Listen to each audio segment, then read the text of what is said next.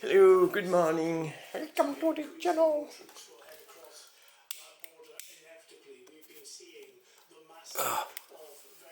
Firelighting session. We've got kindling, we have firelighter and wood.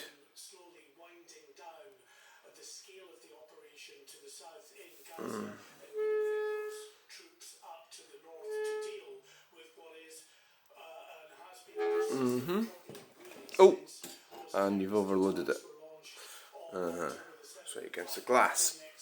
Dumpling. Colossal dumpling. Right. That looks like it's going to go.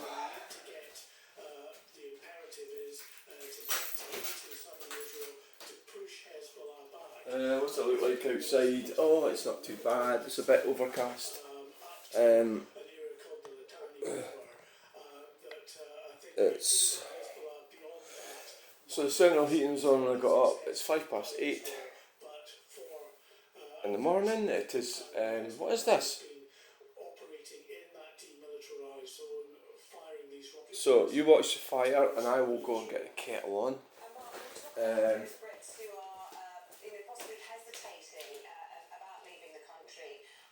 British citizens have been advised by the previous government not to even visit the country since October 2023. But since Labour came to power in July, they've been urging those with British citizenship to get out of the country, and this warning that this commercial flight tomorrow might be their last chance.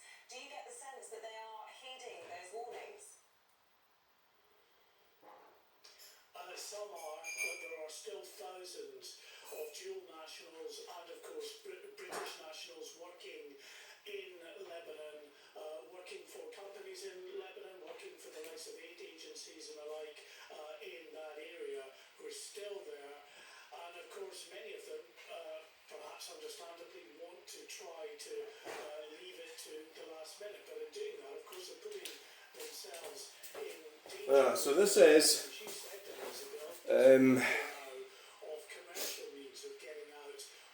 Tuesday, 1st of October 2024, without Chris Christopherson.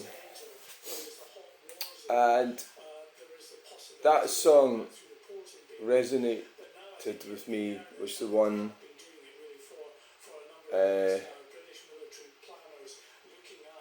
it's like singing about it's a story in a song, isn't it? It was the guy had a hangover and he seen a man in a park with his bairn swinging in the swings, and he did a lager and he'd already had another joint. He was stoned. He was wishing he was stoned because it was the morning after the night before. I'm not really explaining it very well, but what it says is it's about the good things in life. The good things in life: spending time with your daughter in a swing park, or your son. I'm not sure of the sex of the child. Can't remember what the lyrics said, but it's the good things in life, rather than being smashed out your head or on drugs or alcohol, which is it's not a real existence. It's a fake existence. So we've all done it.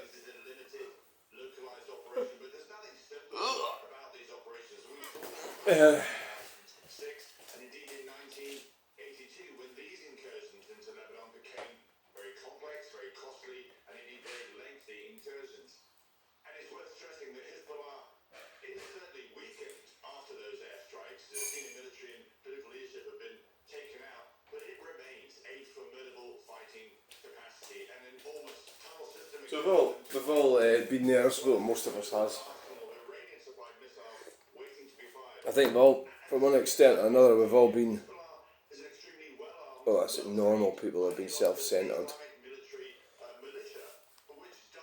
You know, so you do things to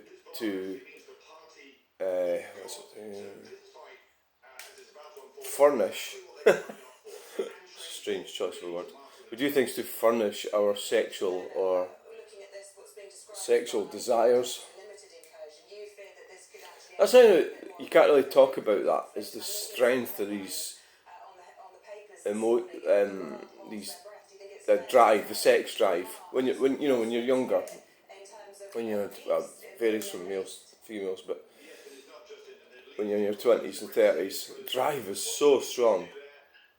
People do crazy things to facilitate that these urges. It's not a joke. People go, "Oh, it's only funny," but it's a serious scientific problem. And I think that's probably what's ruined so many marriages and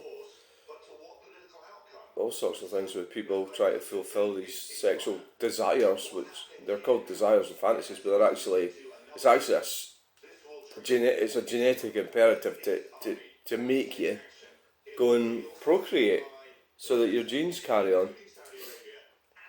Is what it's for, and of course it gets distorted and used in different ways, which is, for example, oh god, here, are you going to tell a story about the guy shagging the sheep in the field? Oh,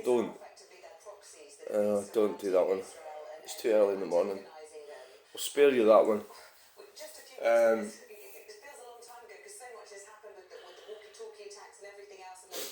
So it's Tuesday morning now. Unfortunately, I have bought a chainsaw and they tried to deliver it yesterday when I was at my group meeting. It was at 2 o'clock, I wasn't here.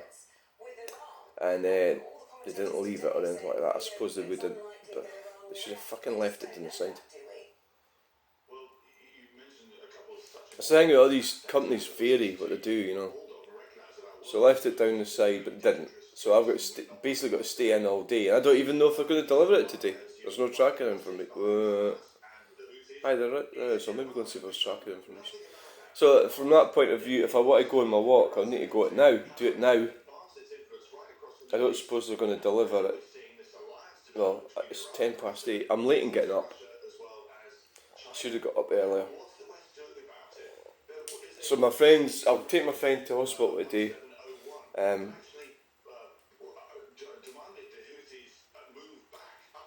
12 o'clock, we're going I'm going to pick him up at 12.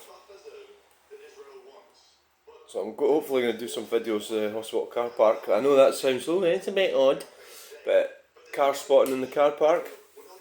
I'll have my high-vis jacket on, people will think I'm part of the council or something.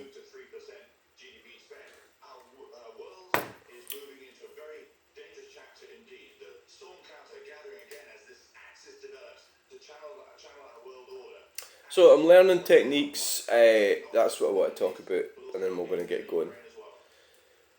It's just, yesterday I practiced it a wee bit, but about listening to people, I need to improve that, and reacting accordingly, so that is, people who are at it, technique is to ask them to clarify, or can you repeat that please? And if they've been a cunt to you, you're getting them to be a complete cunt. And they know they're being a cunt, you see. So that's that thing Stephen McCann said to me years ago. He knows he's at it.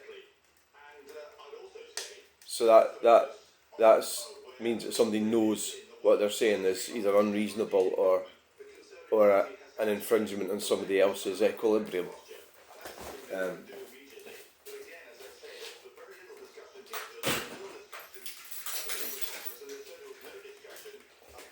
I think that's quite a good way to put it.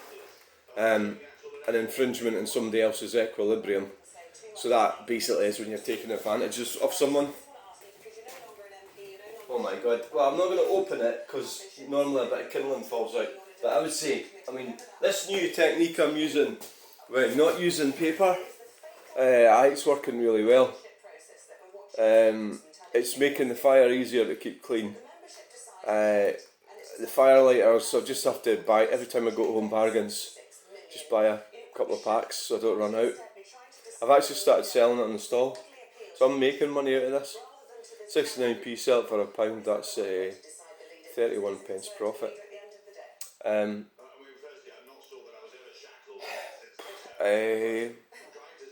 So every cloud's got a silver lining, and the whole story will come out anyway eventually, but I'm trying to minimise when somebody starts on you, it's difficult. I don't want to become that, oh, them lot, them two or something. I'm trying to sort of be the adult in the room.